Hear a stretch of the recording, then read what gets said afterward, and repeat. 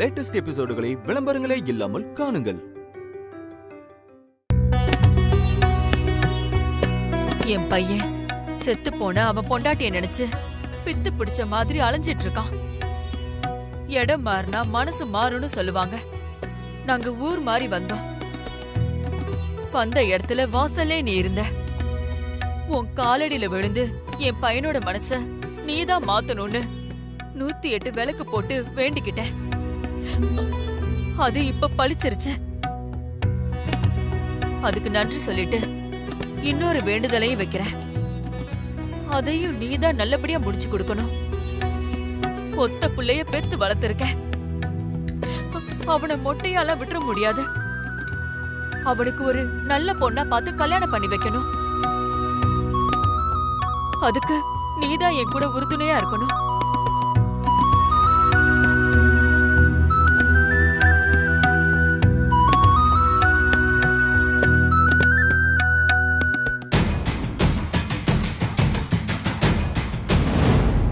ஒரு 2 மினிட்ஸ் இருங்கோ.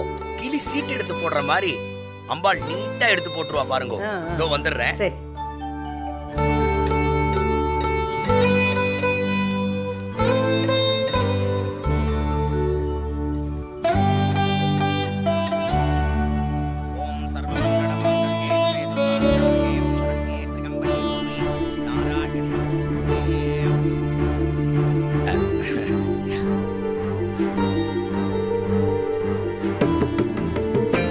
அம்பாள் ரிப்போர்ட் கொடுத்துட்டா பாசிட்டிவா நெகட்டிவான்னு பாருங்க.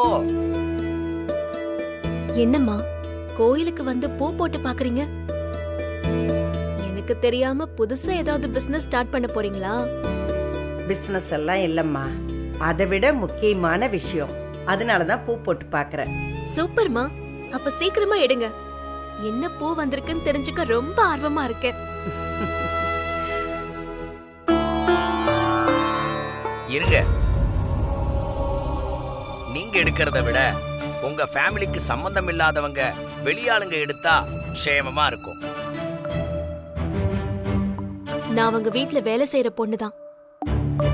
நான் வெளியாள் தானே, நான் எடுக்கலாம்ல சாமி. பிளட் ரிலேஷன் இல்லனா க்ஷேமமா எடுக்கலாம். அப்போ ஓகே, நானே எடுக்கிறேன். மித்ரா, வேண்டாம்மா. ஏமா ஏமா எடுக்க வேண்டாம்னு சொல்றீங்க? இல்லம்மா, நீ வெளியாளுன்னு யார் சொன்னா? என்னை பொறுத்த வரைக்கும் நீயும் என் குடும்பத்துல ஒருத்தி தான்.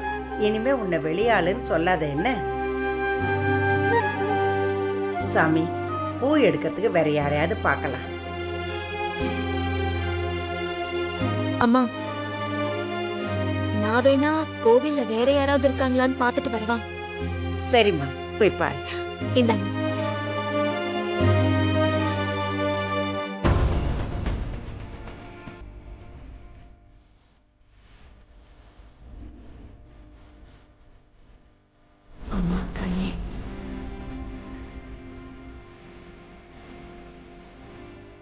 எப்படி இருக்கீங்க? சௌக்கியமா இருக்கீங்களா? போன முறை மாதிரியே இந்த முறையும் பாருங்க, இதே கோயிலையே சந்திக்கிறோம். ஆமாம்மா, நம்ம 2 பேருக்கும் இடையில சாமி ஏதோ விளையாடுதுன்னு நினைக்கிறேன். ஆமாம்மா, அதான் கோயிலையே பார்த்துக்கிறோம். ஆமா, உங்க புள்ள ஏதோ மனசு சரியில்லாம இருக்காருன்னு சொன்னீங்களே, இப்ப எப்படி இருக்காரு? நல்லா இருக்காரா? நல்லா இருக்கான். சாமிக்கு அடுத்தபடியா உங்களுக்கு தான் நான் நன்றி சொல்லணும். நன்றியா? எனக்கா? ஆமா, நீங்க சொன்ன மாதிரி என் மகன் நெய்விளக்கு ஏத்தி வச்சு வேண்டிக்கிட்ட பின்னாடிதான் என் மகனோட மனசு கொஞ்சம் கொஞ்சமா தெளிய ஆரம்பிச்சிருக்க. ஆமா, இது என்ன பொட்டலம்? சாமி கிட்ட பூ போட்டு பார்க்க போறீங்களா? ஆமாங்க, ஒரு நல்ல காரியம் ஆரம்பிக்கலான்னு மனசுக்குள்ள நினைச்சுக்கிட்டு இருக்கேன். அதான் சாமி கிட்ட கேட்கலான்னு. ரொம்ப சந்தோஷம். உங்க நல்ல மனசுக்கு சாமி ஆரம்பிக்க சொல்லிதான் உத்தரவு கொடுக்கும். இவா உங்களுக்கு சொந்தம் இல்லனா இவங்களே பொட்டலம் எடுக்கலாமே. ஆமால, உங்களை இந்த அம்மனே அனுப்பி வச்சிருக்கான்னு நினைக்கிறேன். நீங்களே உங்க கையால இதுல ஒண்ணு எடுங்க. எடுங்கோ.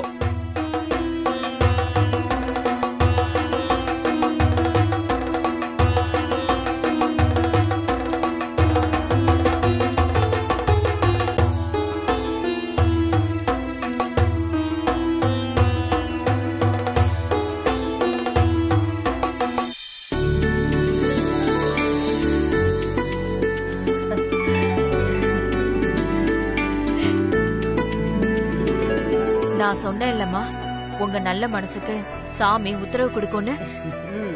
பாருங்க, எனக்கு ரொம்ப சந்தோஷமா இருக்கு. அப்ப நான் வரேன். சரிம்மா.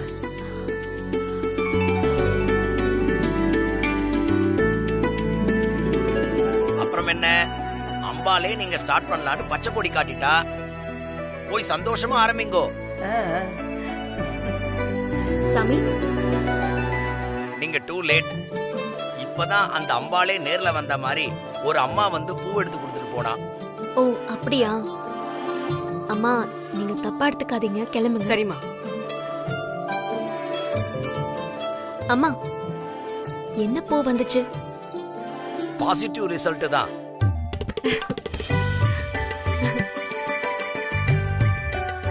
சரி மித்ரா, வா போலாமா. வரேங்க. வாம்மா.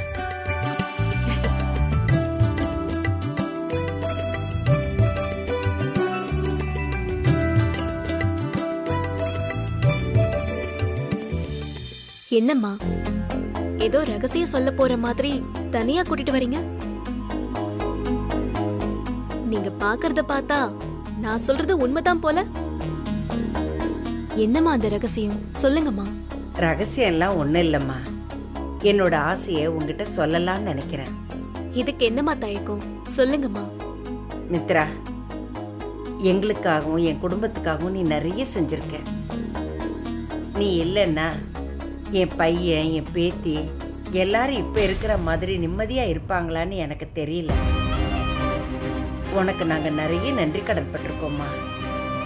என்னம்மா, நான் சொல்ல வேண்டியதெல்லாம் நீங்க சொல்லிட்டு இருக்கீங்க. இன்னைக்கு நானும் என் மகனும் உயிரோட இருக்கோம்னா அதுக்கு நீங்களும் கார்த்திக் சாரும் தானம்மா காரணம். அன்னைக்கு வயித்துல குழந்தையோட அனாதையா வந்த எனக்கு அடைக்கலம் கொடுத்து பிரசவம் பார்த்து உங்க பேத்திக்கு சமமா என் மகனையும் வளர்த்து படிக்க வச்சு இன்னைக்கு எங்களை இந்த நிலைமைக்கு கொண்டு வந்திருக்கீங்க. அது மட்டுமா பண்ணீங்க? என் பையனுக்கு ஹார்ட்ல ஹோல் இருக்குன்னு டாக்டர் சொன்னதும் நான் அவ்வளோதான், என் பையன் எனக்கு இல்லைன்னு முடிவு பண்ணிட்டேன். நீங்களும் கார்த்திக் சாரும் தான் லட்சக்கணக்கில் செலவு பண்ணி என் பையனை என்கிட்ட திருப்பி கொடுத்தீங்க. அந்த நன்றி கடனுக்காக நான் உங்களுக்காகவும் உங்க குடும்பத்துக்காகவும் என் உயிரையும் கொடுக்க கூட தயங்க மாட்டேம்மா. இதை நீ வெறும் வார்த்தைக்காக சொல்லலைன்னு எனக்கு நல்லா தெரியும். இதையெல்லாம் நீ நிஜமாவே செய்யற ஆள் தான். ஆனா நான் என் குடும்பத்துக்காக உன் உயிரையெல்லாம் கேட்க போறதில்ல. ஒரே ஒரு வாக்குறுதியை மட்டும்தான் கேட்க போறேன். அந்த வாக்குறுதியை மட்டும் நீ கொடுத்தா போதும்.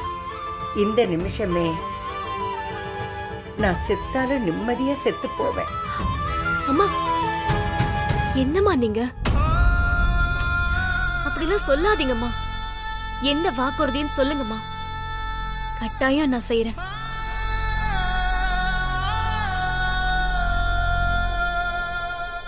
என் பேத்தி தானியாவுக்கு நீ அம்மாவா ஆகணும்.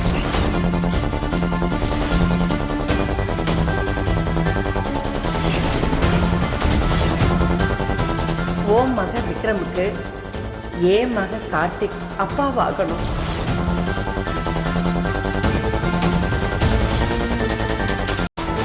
நீயும் என் புள்ள கார்த்தியும் வாழ்க்கையை தொலைச்சிட்டு தனிமரமா நிக்கிறீங்க. குழந்தைங்க தான் உங்க உலகம்னு வாழ்ந்துகிட்டு இருக்கீங்க. குழந்தைங்க மட்டுமே உங்க வாழ்க்கை இல்லை. உங்களுக்கு இந்த தனிப்பட்ட உணர்வுகளும் கனவுகளும் இருக்கு. உங்களோட தனிப்பட்ட வாழ்க்கையும் நீங்க வாழணுமா? இப்படி தனித்தனி மரமா நிக்கிற நீங்க 2 பேரும் கல்யாணம் பண்ணிக்கிட்டா உங்களுக்கும் நல்லது, உங்க குழந்தைங்களுக்கும் நல்லது. மித்ரா, கோவில்ல வச்சு கேட்குறேன் உங்ககிட்ட, தயவு செஞ்சு முடியாதுன்னு மட்டும் சொல்லிடாதம்மா. என்ன மித்ரா, ஒன்றும் சொல்லாம இருக்க? இந்த மௌனத்தை சம்மதம்னு எடுத்துக்கலாமா? இந்த அம்மனே சிவப்பு பூ கொடுத்து நீங்க 2 பேரும் கல்யாணம் பண்ணிக்கலான்னு உத்தரவு கொடுத்துருச்சு. நீ என்ன சொல்ற சொல்லு. நீ இப்பவே சொல்லணும்னு இல்லை. உன் எதிர்காலத்தையும் விக்ரமோட எதிர்காலத்தையும் யோசிச்சு ஒரு நல்ல முடிவை அப்புறமா கூட சொல்லு. அது வரைக்கும் நான் காத்துக்கிட்டு இருக்கேன்.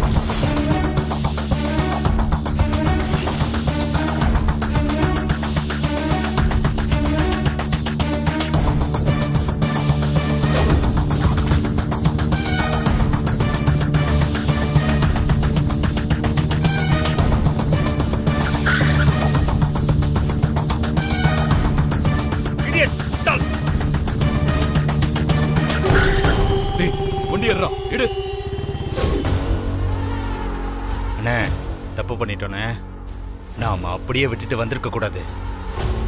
என்ன ஆனாலும் பரவாயில்லன்னு திருப்பி போய் அந்த பையனை அடிச்சு தூக்கிருக்கணும்னே. அதை நம்ம செய்யாம விட்டுட்டோம். அப்படி மட்டும் நாம பண்ணிருந்தா இன்னைக்கு நம்மளை இந்த நிலைமைக்கு ஆளாக்குன அந்த மித்ராவை சரியா பழி வாங்கின மாதிரி இருந்திருக்குனே. முட்டாள் மாதிரி பேசாதடா.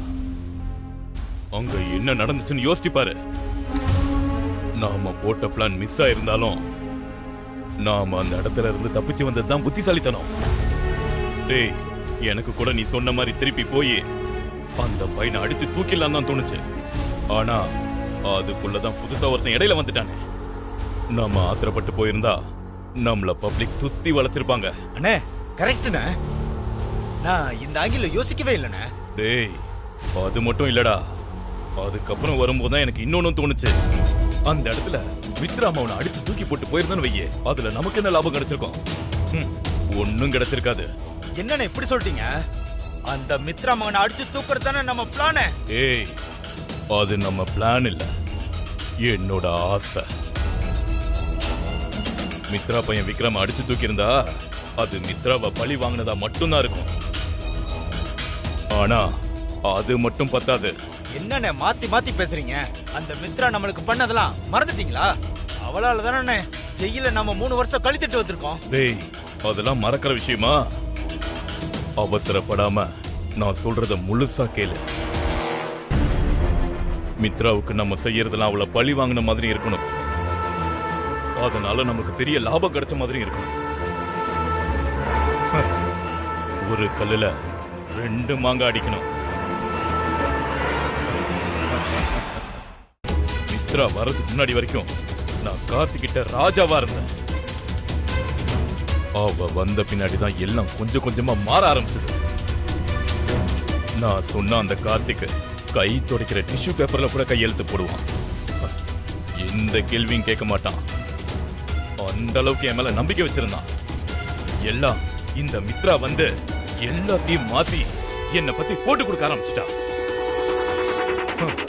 யார் சொல்லியும் என் மேல சந்தேகப்படாதவன் இவ சொன்னதும் நம்ப ஆரம்பிச்சிட்டான்.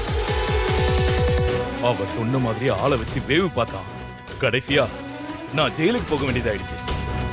நான் சேர்த்து வச்சிருந்த காசு, மானம், பணம், மரியாதை, பொண்டாட்டின்னு எல்லாத்தையும் ஒரே நாள்ல இழந்துட்டு நின்னு. என்னோட இந்த எல்லா இழப்புக்கும் காரணமான மித்ராவை நான் சும்மா விட்டுருவனா? இந்த வரதான் யாரு, எப்படிப்பட்டவன்னு நான் திருப்பி அடிக்கிற அடியில் அவளுக்கு காட்டுறேன்.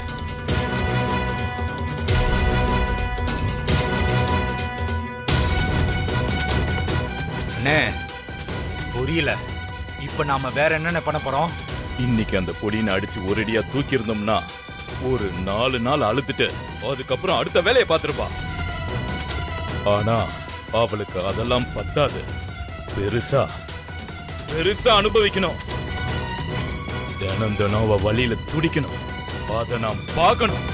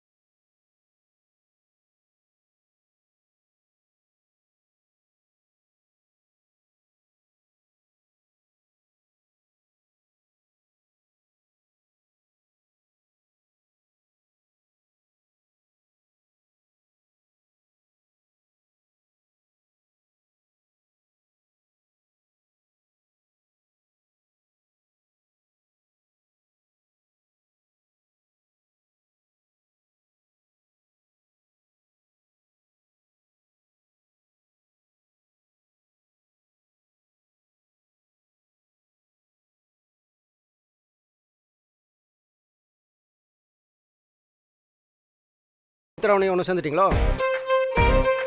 இதை பாரு மாப்பிள்ள, எதுவாக இருந்தாலும் சரி இப்படி ஃபாஸ்ட்டாக போகக்கூடாது. அங்கங்கே ஸ்பீட் பிரேக்கர் தேவை.